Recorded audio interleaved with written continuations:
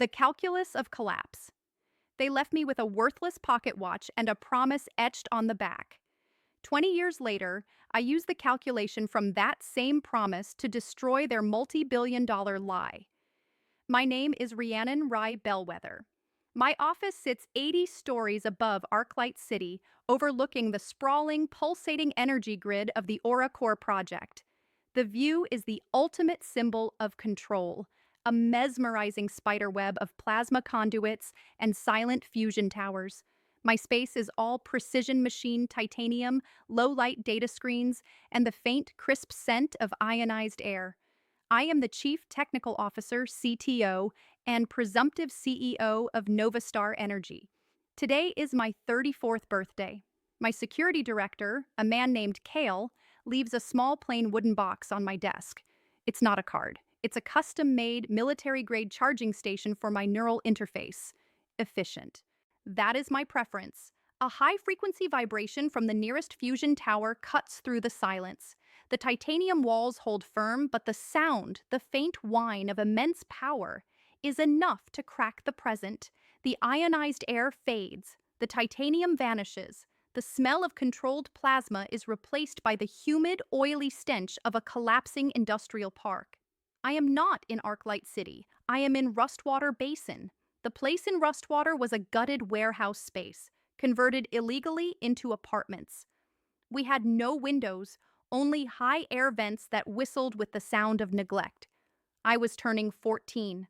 I walked home from the community vocational center, clutching the blueprints for a small-scale wind turbine I'd built. I was certain this time the achievement would earn a moment of recognition, maybe the cheap, sugar-soaked cake mix they kept hidden. The warehouse was silent. Too silent. On the rusted work table where my father, Silas Vane, often tinkered with salvaged electronics, there was only a single heavy object, an antique brass pocket watch. It wasn't a family heirloom. He'd found it in a scrapyard. Tucked beneath the watch was a crumpled sheet of graph paper. Went east to liquidate some assets. The watch is yours. Remember the Vane constant. Back in a month. Don't contact anyone. There was no signature, just the scribbled equation. Lambda, frac A2Rs, energy over time squared equals lambda. The Vane constant, utterly meaningless. I opened the refrigerator. Bare coils and frost, no food. I was completely alone. My immediate fear was not hunger, but the sudden absence of the only thing I had ever valued. Knowledge. Silas and my mother, Helena, were brilliant but chaotic engineers, always chasing the next failed venture. The only currency I respected was data. I searched the tiny space. I found nothing but dust and old receipts. Finally, in the watch's internal casing, I found a single object taped inside, a vintage 256 KB memory chip. The hunger was a dull, grinding pain. I couldn't trade the chip. It looked like junk. I went to the only place I knew, the Scrap Tech Exchange. I tried to sell the brass watch. "Worthless, kid," the gruff owner Garth said. "No jewels. The mechanism is shot." "It's brass," I pleaded, my voice thin. "Scrap price?" He sighed, tossing me a crumpled bill. $5. Don't spend it all in one place. $5. Enough for a week of ramen packets. That was the value they placed on me. 3 weeks later, I was out of food and out of hope. The watch was gone. The ramen was gone. I sat on a decommissioned capacitor bank, staring at the useless memory chip in my hand, a heavy, low-slung transport vehicle, humming with a custom solar array, pulled up to the curb. A man emerged. He was tall, dressed in practical, immaculate synthetics, with eyes that assessed everything. Senator Marcus Theron. He was the founder of the Arclight Initiative and a legendary industrialist. He wasn't looking at me. He was looking at the capacitor bank I was sitting on. "That's a pre-flux capacitor, military grade," he noted, walking toward me. "Not something you see every day." I stood up. "It's inefficient. The crystalline matrix has too much lattice stress under maximum load." He stopped, genuinely surprised. "You sound like you've read the schematics." "I have," I said. And the energy loss calculation on the shunt resistor is inaccurate. It overheats at 70% capacity. He stared at me, then pulled out his personal comms device. Who are you, kid? Rhiannon Bellwether. My parents are Silas and Helena Vane. Marcus Theron's face hardened, turning to granite. Vane, I haven't heard that name in 20 years. Your father was my partner. They vanished after they tried to steal the Theron plasma patent. He did not take me to the police. He took me to his private research lab. Over a nutrient-paced dinner, he slid a state-of-the-art quantum ledger pad across the table. Your parents were brilliant, Morgan, but they were criminals. They valued shortcuts over integrity. I will give you a chance to learn the opposite. This ledger is yours. Every minute you spend, every kilowatt of energy you use, every line of code you write, it will be logged. Transparency is the only currency that lasts. His lessons were surgical. He wasn't a builder, he was a scientist. He taught me the laws of thermodynamics, the ethics of data management, and the difference between a successful equation and an honest one. Integrity is the final constant, he taught me. It's the variable that prevents the entire system from collapsing. I poured myself into the work. I was not the girl from the failing warehouse, I was a Theron protégée. I devoured the principles of energy efficiency, data science, and sustainable grids. The sabotage, constant. My cousin, Darius Theron, Marcus's only son, came home a year later. He was the golden boy, fresh out of a Swiss finance program. He was tall, sleek, and reeked of inherited arrogance. He found me in the auxiliary data center, surrounded by schematics. Well, look what the old man dragged in, he drawled, his voice a smooth sneer. The stray from Rustwater trying to hack her way into the bloodline? What a joke. She is my technical apprentice, Marcus said, his voice cold. You will treat her with respect, Darius. Whatever, Dad. Just keep her away from my investment portfolios. I don't need her vain, constant math screwing up my margins. Darius was assigned to the Financial Protocol Division, all theoretical risk assessment. I was assigned to the power flow design, hard physics, and data.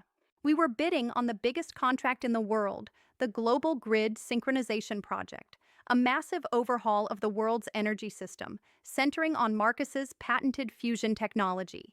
The margins were tight. The international standards required level 5 compliance.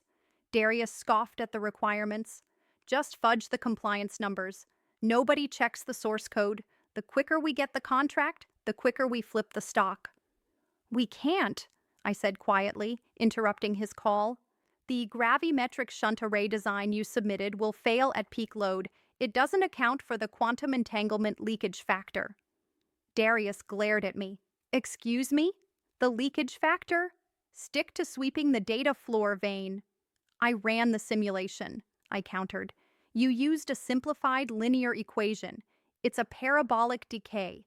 The shunt will destabilize the entire grid in under 48 hours of full operation. I have the data. Marcus looked at my screen, his face grim. Darius, is this accurate? Darius stammered, it's a theoretical maximum. We can correct it in post-production. We don't sell theoretical maximums, Marcus said, his voice flat. We sell integrity. Morgan, redesign the array. You'll lead the technical submission. The humiliation was a physical burn on Darius's face. The sabotage began small. Code errors in my submission. Wrong materials ordered for prototypes. Then came the big one. The international regulatory body contacted Marcus. We have received a full data package alleging that the Novastar fusion containment vessel uses a dangerously outdated beryllium alloy matrix with a severe risk of thermal runoff. The beryllium alloy matrix was an early draft, one I had specifically rejected and replaced with a proprietary graphene composite. I ran to the servers. The original beryllium draft, digitally signed and approved with my forged neural print, had been transmitted from the Financial Protocol Division to the regulators. You did this, I said to Darius, finding him in his office. I didn't, he smirked, but it looks like you pushed your little Vane constant too hard and the system broke. Go back to your spreadsheets, Vane. This is what happens when strays mess with the bloodline. Marcus suspended Darius. You endangered a multi-billion-dollar contract. All for what? Embarrassment? She thinks she's better than me, Darius shouted. She's a criminal's daughter. I'm your son, your blood. The system does not care about blood, Marcus roared. It cares about verifiable data. Darius vanished, sent to a subsidiary in Eastern Europe. But I knew this wasn't over. I created a new encryption ledger on a secure server. I meticulously logged every event, the forged neural print, the cost of the delay, the specific beryllium matrix code, and the financial protocol division timestamp. I was learning to build a system that was unbreakable. Final constant 5 years later, Marcus's health failed. Decades of exposure to low-level plasma radiation took its toll. His neurological system began to decay, a slow, irreversible decline. On his deathbed, he handed me a small, encrypted data spool. Rhiannon, he whispered, his voice weak, my charter. It's about the math, the company. It goes to the mind, not the name, to the one who proves the final constant, integrity. You earned it. I became the CEO. I was 26. I found a way to use my power. I discovered that a high-ranking executive had been using outdated plasma containment protocols to cut costs, exposing our maintenance crews to risk. He pleaded, Marcus allowed it. Marcus is gone, I said, presenting the safety violation data. Your severance is 0. Ethics above profits. Darius used his exile to build a new empire, Ignis Dynamics, using his mother's inherited wealth. He branded himself as a disruptive energy broker, focused on fast acquisition and quick profit. I survived a massive corporate espionage attack, a hack traced to an Ignis Dynamics proxy server, and an attempt to frame me for a power grid failure, an overloaded shunt resistor that I, ironically, had flagged years earlier. Darius was a convicted felon. Conspiracy, sabotage, and grand larceny. He hated me. The zero-sum game years later, the final bid was announced. The Global Atmospheric Regulation Array, GARA, project. The most significant clean energy project in history. Novastar was a finalist. The competitor, Ignis Dynamics. I opened the executive profile. Silas Vane, Chief Technical Officer. Helena Vane, Head of Research. My biological parents. They had partnered with Darius. Their corporate slogan, Ignis Dynamics, Momentum is Truth. I closed the file. Momentum is Truth. A perfect summation of their life, constantly running, never checking their work. I led my team, focusing on the only thing that mattered, verifiable physics. I submitted our proposal, audited by the CERN Ethics Review Board. Ignis submitted their bid. Darius led the presentation, smooth and arrogant. They promised the GARA array in record time for 40% less than anyone else. The commission chair, a hard-nosed scientist, cut right through the flash. Mr. Theron, your plasma regulation formula uses a simplified Herlambda Tersna frac ert 2 constant. We require a full Herlambda Tersna frac ert 2, or frac salpha, or beta work dot, d equation, accounting for the bellwether-thorn decay factor. The room went silent. I had published the full equation, an extension of Marcus's original work, 3 years prior. The commission was using my standard as the test. Darius looked completely lost. He glanced at Silas Vane, my father, who was staring at the slide with a look of dawning horror. That was his old, worthless, scribbled equation, the Vane constant. They had built their entire multi-billion-dollar fraud on a child's initial scribble. I walked to the podium. I did not speak to them. I spoke to the commission. The Ignis Dynamics proposal is not cheaper, I stated, my voice steady. It is a mathematical and ethical fraud. It violates the fundamental laws of energy conservation. Their approach will not regulate the atmosphere. It will cause a catastrophic thermal event in year 2, resulting in a system-wide collapse. The cost of that collapse is infinite. Our equation is the correct one. Our equation is verified. The commission's verdict was swift. Novastar Energy won the contract. As the cameras flashed, Silas Vane approached me in the aisle. He was a ruined, hollow man. Rhiannon, he whispered, a tremor in his hand. We we were wrong. That watch, that constant, it was the only thing of value we had left. I looked at him. I looked through him. You are mistaken, Mr. Vane, I said, my voice cold and precise. You gave me the wrong equation. Salambda, eatur, frac, $2 is a lie. The only constant that mattered was the one I learned after you left. Integrity is the final variable. You failed the math, you failed the ethics, and now your entire system has collapsed. I walked past him and onto the stage. I was handed the heavy, platinum-plated pen.